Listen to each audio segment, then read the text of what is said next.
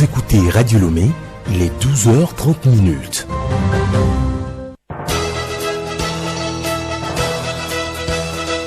Le journal Hélène Assabi. Mesdames et messieurs, bonjour. Merci de nous choisir à l'heure du journal. Au sommaire, poursuite de la conférence parlementaire sur la lutte contre le terrorisme et l'extrémisme violent à Lomé, les actions menées à l'endroit des jeunes dans la lutte contre le phénomène à suivre dans ce journal. Protection de l'environnement, l'Agence nationale de gestion de l'environnement et la coordination du projet Waka organisent des audiences publiques depuis hier dans les lacs.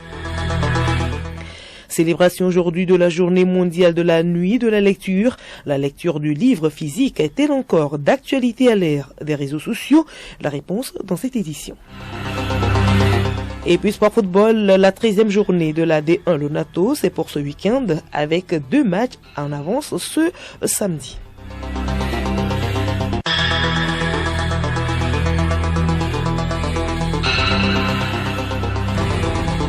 radiolomé.tg. Auditeurs, une fois encore, bonjour. La conférence parlementaire sur la lutte contre le terrorisme et l'extrémisme violent se poursuit à Lomé. La collaboration entre les élus du peuple et la jeunesse pour mieux combattre ce phénomène est au cœur de la réunion. Vous suivrez en fin d'édition l'invité du journal Soulé Diofo, président du réseau du comité interparlementaire du G5 Sahel. Il intervient sur l'importance d'impliquer les jeunes dans la lutte contre ce fléau. Et nous vous l'annoncions tantôt, la journée mondiale de la nuit de la lecture est observée aujourd'hui. L'événement promeut le livre et la lecture auprès de tous les publics. Il invite à tout type de lecture sur tous les supports et autres et au développement d'une expérience numérique.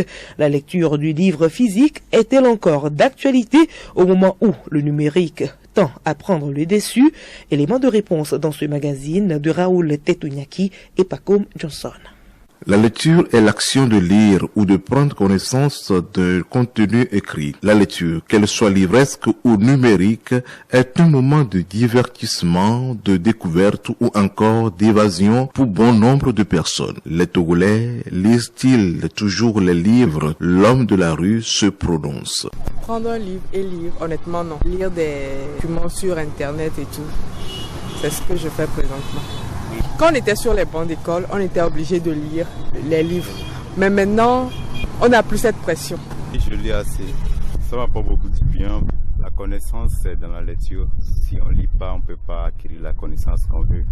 Personnellement, je lis des livres qui ont trait à la Bible ou l'éducation. Et ça me rend beaucoup meilleur. Je lis parce que lorsque je lis souvent, je m'évade. J'ai plus l'impression d'être là, donc je vois un nouveau monde, de nouvelles histoires. Personnellement, la lecture me permet de voyager par la lecture. Je découvre beaucoup de choses. Elle demeure un moyen de divertissement, de connaissance, un moyen de découverte. Maintenant, comme je suis vraiment en activité instant, donc il fait que je n'arrive plus à lire parce que je suis très occupé. La lecture des livres est-elle encore d'actualité au moment où le numérique tend à prendre le dessus? Romaric Atipate, directeur de la Bibliothèque et des Archives nationales du Togo. La lecture ne peut qu'être d'actualité aujourd'hui parce que les bibliothèques sont toujours là. Elles ont été et elles ne peuvent qu'être là encore. Nous avons également les documents et ces documents-là sont là pour être lus. Le livre ou la lecture semble être ignoré aujourd'hui par rapport à la nouvelle technologie qui est là. Ce sont les TIC qui se développent et ça prend la place du livre. Actuellement, le public est plus orienté vers le numérique que le document physique. Donc la lecture connaît quand même une certaine lenteur. Justement, parlant du numérique, quelle est la place des livres à l'ère du numérique? Retrouvons Romaric Atipate. Le livre reste toujours le meilleur support à ce que nous sachions. Et donc, il faut quand même un travail qui soit fait autour du document pour qu'il ne perde pas sa valeur demain. Aujourd'hui, nous prenons un document. Quand il y a une page qui manque, par exemple, on peut se référer à l'auteur ou à l'imprimerie pour se retrouver avec la page manquante. Mais un document numérique, une fois perdu, c'est qu'il est effacé de la mémoire. C'est pourquoi on trouve que le document reste le meilleur support à notre connaissance. Bonne lecture à toutes et à tous. Merci à vous, Pacom Johnson. Autre célébration, il s'agit du 60e anniversaire du traité de l'Élysée entre la France et l'Allemagne. Au Togo, plusieurs activités marquent l'événement, notamment le projet Togo créatif et le projet Togo immersif lancé ce matin au Goethe Institute par le couple franco-allemand. Geneviève Boune.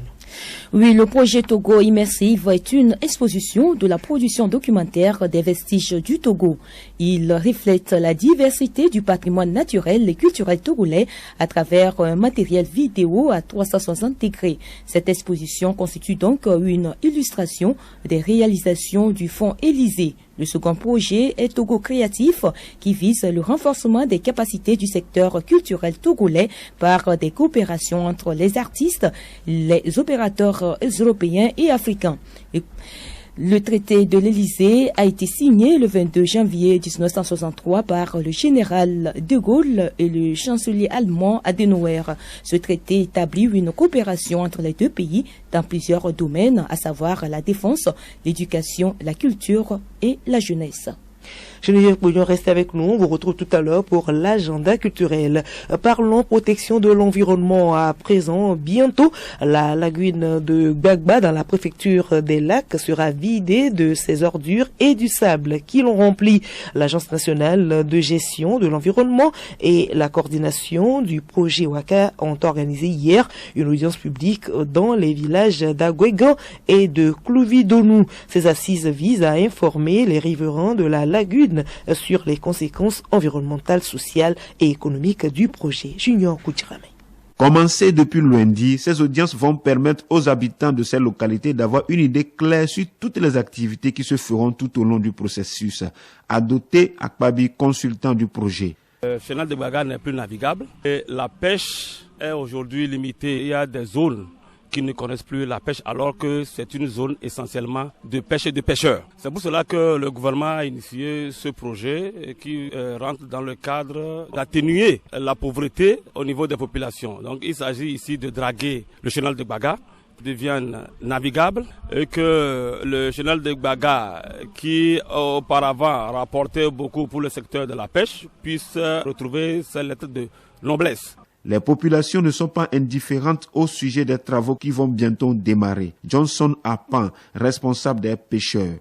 Il n'y a pas le seul projet Waka qui est venu aujourd'hui, on est ravis. C'est-à-dire il y a plusieurs autorités qui sont là pour nous faire confiance que c'est pas pour tromper la population d'Agwegan, mais ou bien les pêcheurs, mais c'est pour les aider à bien améliorer la pêche. Les audiences se poursuivent dans d'autres villages.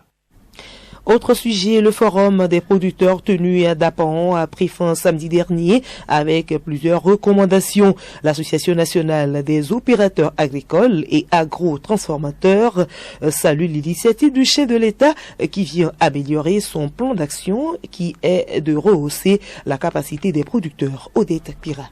Cette amélioration de compétences a démarré avec une conférence de restitution du forum à ses collaborateurs installés dans chaque région du pays. Il s'agit pour l'association d'atteindre le producteur là où il est pour accompagner ce dernier dans la chaîne de production. Kondaya Baloki Alaba, président de Anoa Agro. Ce forum vient non seulement pour encourager le producteur togolais, mais aussi pour le conscientiser sur son potentiel de contribution au développement socio-économique du Togo. Et nous sommes par ailleurs très contents parce que en tant que société, ce forum vient nous encourager dans l'exécution de notre plan d'action de cette année qui est le renforcement des capacités des producteurs. Et pour ce faire, pour pouvoir atteindre toutes les régions du Togo, nous avons de se faire implanter nos bureaux dans chaque région de Togo et avec l'implantation de ces bureaux dans chaque région, nous arrivons à atteindre l'agriculteur là où il est, l'éleveur là où il est, afin de pouvoir recevoir une formation de qualité. Anoa Agro est basé à Saint-Cassé avec 300 coopératives. À l'étranger, le sommet consacré aux enjeux forestiers se tiendra les 1er et 2 mars 2023 à Libreville, au Gabon. Un rendez-vous auquel doit participer le président français Emmanuel Macron. Cette visite, qui aura lieu à quelques mois à peine de l'élection présidentielle, n'est pas du goût de certains acteurs de la société civile. Ces acteurs estiment que ce déplacement sera l'expression du soutien de la France au régime en place. En République démocratique du Congo, les observateurs relèvent des manquements et des ratés qu'ils souhaitent voir corrigés avant le lancement de l'opération dans la partie centre et est de la RDC. En effet, plus de 1600 rapports analysés, les catholiques et les protestants relèvent en particulier des problèmes techniques liés au kit d'enrôlement des électeurs. Culture, pour poursuivre, plusieurs activités se partagent à l'agenda culturel de ce vendredi. Entre autres activités, du concert live reggae, de la semaine culturelle béninoise, le lancement du projet Togo créatif et la résidence Vonvonli à l'Institut français du Togo. Geneviève Bouillon. Le projet Togo Créatif, couplé à la sortie de résidence d'art plastique dénommée Vonvonli, l'ombre en français, est lancé ce vendredi 20 janvier à l'Institut français du Togo à partir de 18h. Togo Créatif est un projet de la délégation de l'Union européenne au Togo porté par l'Institut français du Togo et le Goethe Institut. Il participe activement au développement culturel, économique et social de son territoire au travers des programmes de professionnalisation du secteur artistique et culturel et des actions culturelles qui en découlent. Autre sujet, la semaine culturelle béninoise, c'est du 28 mars au 3 avril prochain à Cotonou. Le thème retenu pour cette 6e édition est conservation et valorisation du patrimoine culturel. Au programme des danses, des festivals, du théâtre, du clown spectacle, des visites artistiques, des contes, des défilés de mode, des concours littéraires et d'art plastique. Le Togo participe à ce grand rendez-vous. Et puis, un concert live reggae se tient samedi 11 février prochain. Lucky Tété and the Roots of Drums invite ses fans à l'espace culturel togolais, la case des Daltons. Ce sera à partir de 20h. Sport football, la 13e journée de la D1 Lonato, c'est pour ce week-end avec 2 matchs en avancée ce samedi. Mileka Gboko. Ce week-end, la 13e journée sera à l'honneur. Déjà ce samedi au stade municipal de Sokolé, Kakadl de Niamtougou reçoit Espoir FC de Zio. Dynamique Togolais jouera au stade municipal de Lomé AS Gbolé-sous-des-Lacs. Dimanche, AS Togoport, qui vient de remercier le duo Kegbalo à Tujoel, à la tête du staff, aura fort à faire devant un NASCO leader du moment et toujours invincible. AS Binan de Wadjalantam essaiera de garder la dynamique de gagne devant Unisport de Sokodé.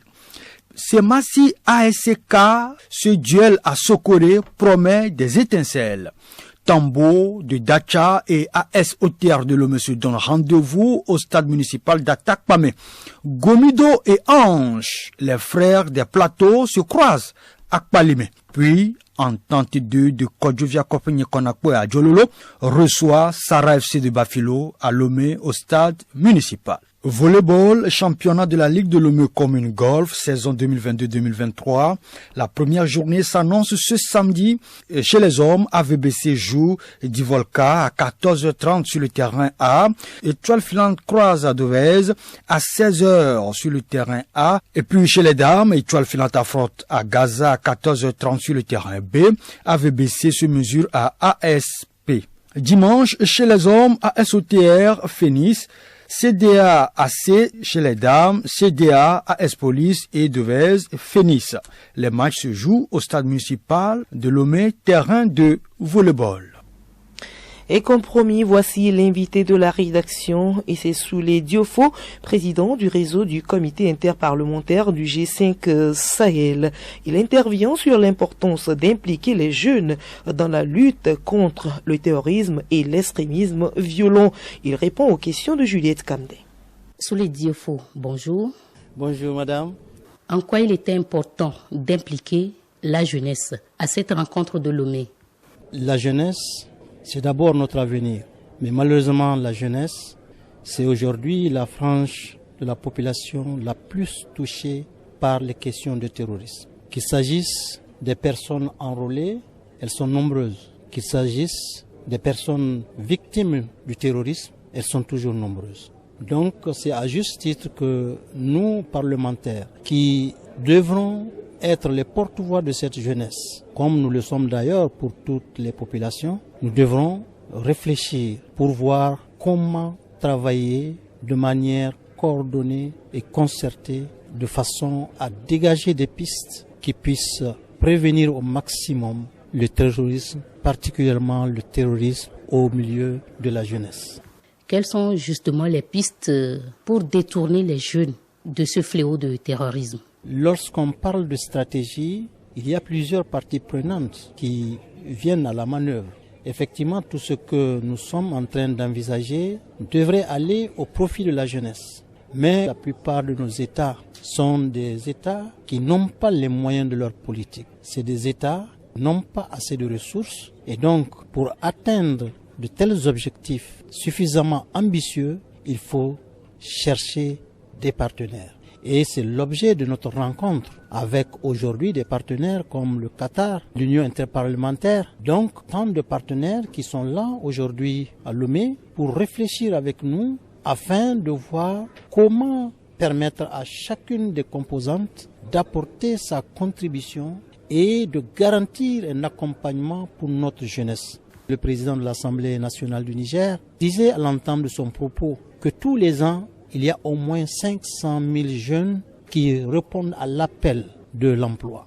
500 000 jeunes, vous imaginez, lorsque un pays, en raison de ses faibles moyens, ne peut même pas fixer les 10 ou 20%, vous imaginez, année après année, quel cumul aurions-nous engrangé autour de cette jeunesse. Et donc, c'est là le grand défi.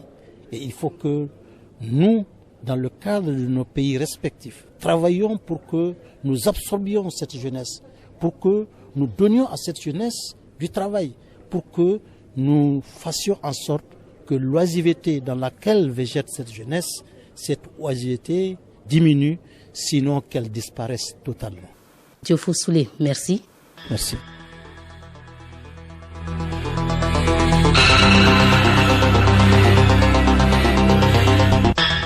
Voilà, ce journal se referme ainsi. Merci à vous de l'avoir suivi.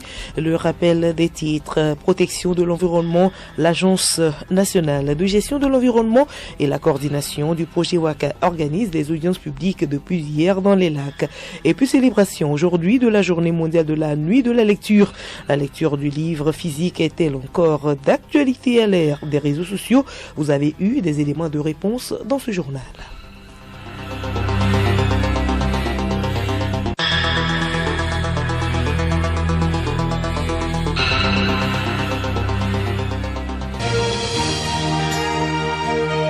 Radio Lomé, boîte postale 434, email radiolomé@radiolomé.tg.